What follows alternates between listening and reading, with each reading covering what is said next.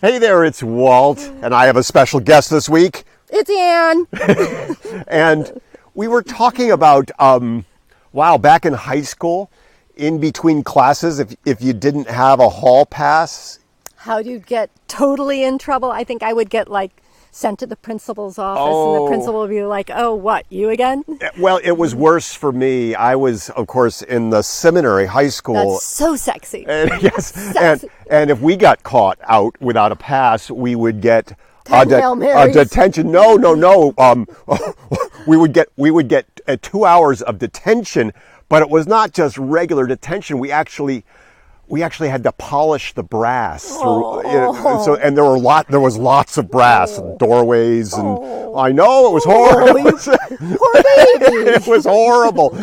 But we were talking about the idea of a pass and why sometimes it's better to decline the hall pass. I don't know how.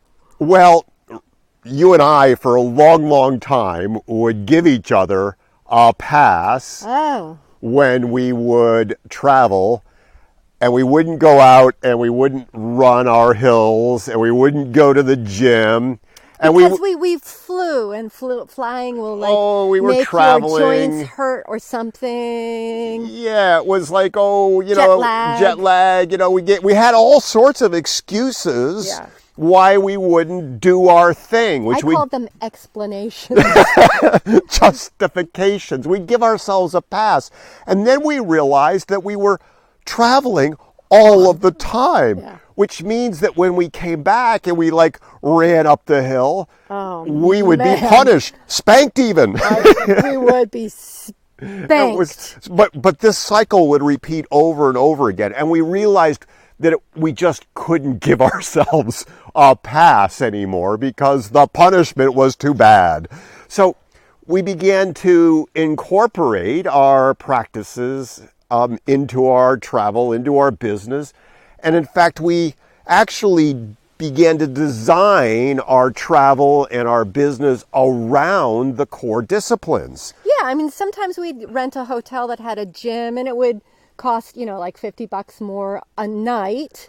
So that was a modification for our fitness that we realized we were willing to pay.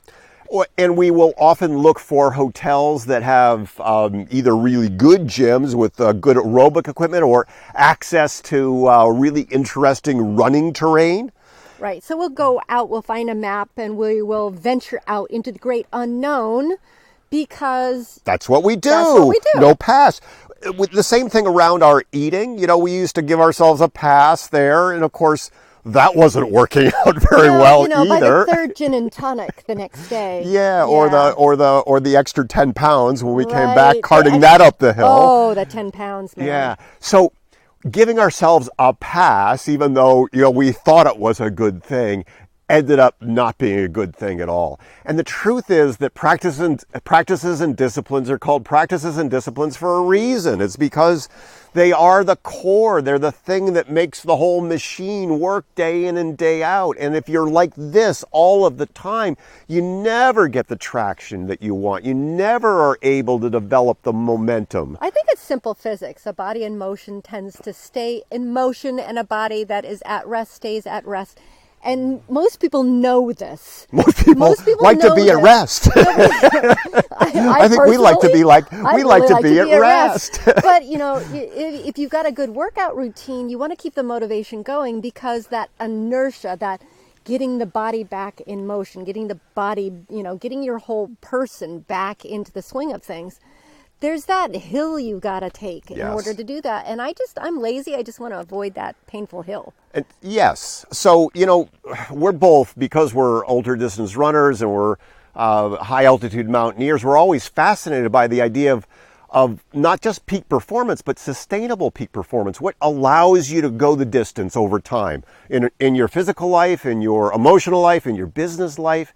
And part of that is just dialing in these core practices and then staying at them no matter what. Now, we've talked before about rest being part of that practice. That's a huge proponent of it. But that's part of the discipline. That's part of the rhythm. That's part of the routine that we build in as well. It's thought through and dialed in.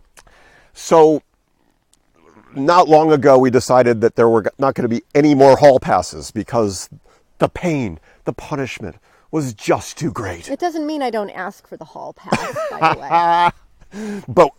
But we don't give it to each other. No. Anyway, think about how when life crops up, you might give yourself a pass. And what we've discovered is that life doesn't get in the way. Life is the way. And we build these practices into our lives so that we can go the distance and do that important work that we're meant to do in the world. Bye for now. Yeah, bye guys. Make it a great rest of the day, great rest of the week. Talk soon.